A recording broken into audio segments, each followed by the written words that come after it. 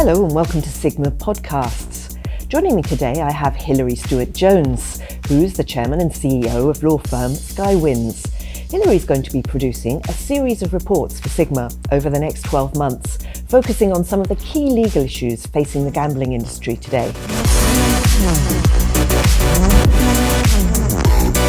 Hello Hilary, thank you very much for joining us. Pleasure.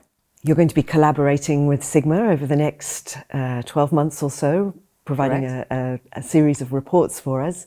Tell us a little bit about your background in the industry. You're obviously the chairman and CEO of Skywind. How did you get where you are? My background is I'm a lawyer by training. So in 1995, I applied for a job in-house, and that was Ladbrokes. So at that time, it was primarily retail betting, casinos, dog tracks, and on all the LBOs. But the nascent business then was the online business. And even though I was joined as part of the wider team, which included hotels, I found I just loved the gambling-related regulatory and legal work. It was challenging, the people were fun, they liked to push the parameters. And as a consequence, I ended up in that division full-time. And then in 2000, I decided what was needed for the industry was a specialist gambling practice. And that's what I went into BLP to, BCLP now, but BLP to basically build from scratch. And it's all gone from there, really. Okay, and for us, what are you going to be focusing on? I'm obviously going to be focusing on the areas where we can see, legal and regulatory challenges and headwinds that are impacting the profitability and the margins of almost anybody operating in Europe at the moment.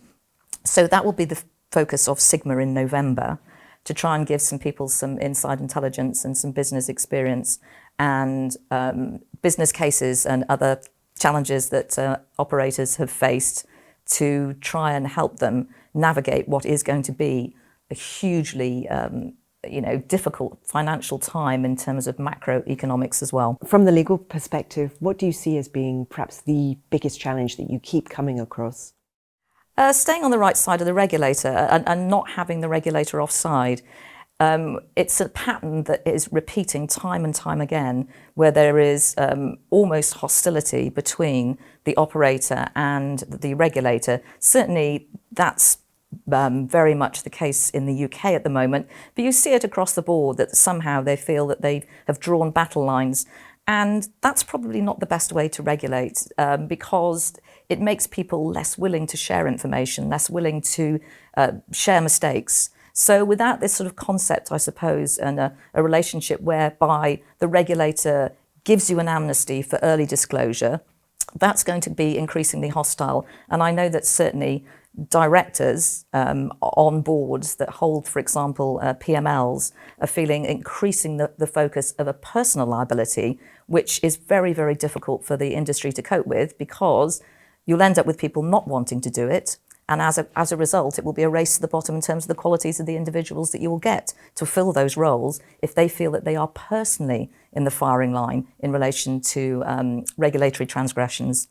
It's a real shame that it's gotten to this point. I mean, what can be done to improve this? Does the industry need to get together and work with the regulators as a group, or?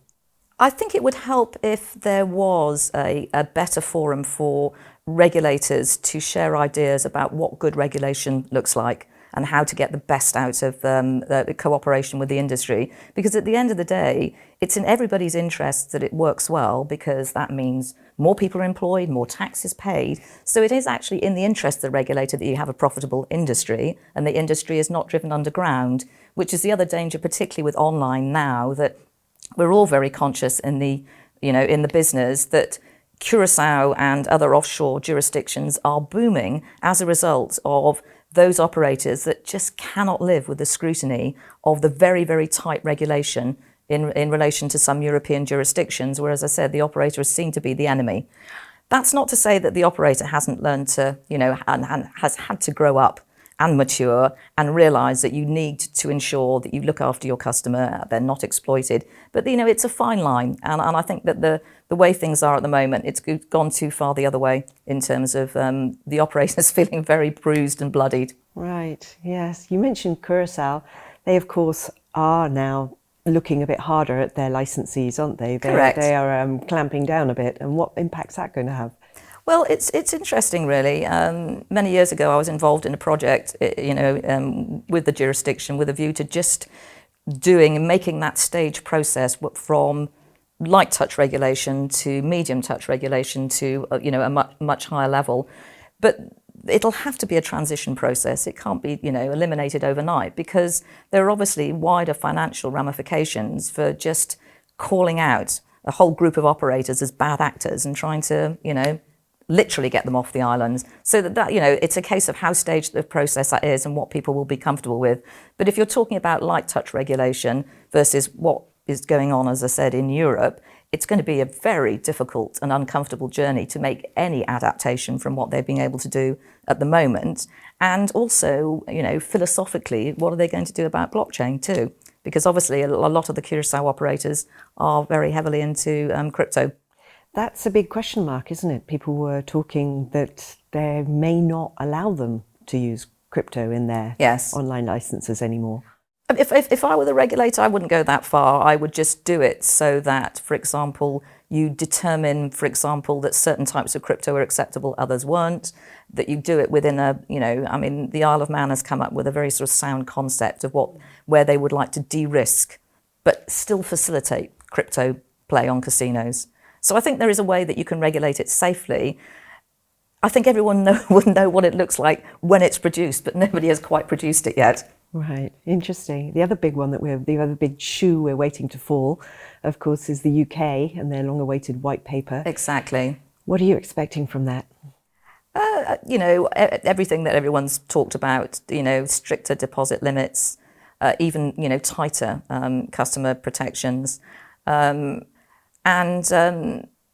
It's fortunate, I suppose, it's been long awaited, so that operators have been able to start making their own personal culls on players where they feel that they shouldn't be playing, or imposing deposit limits where they are not satisfied of the affordability checks.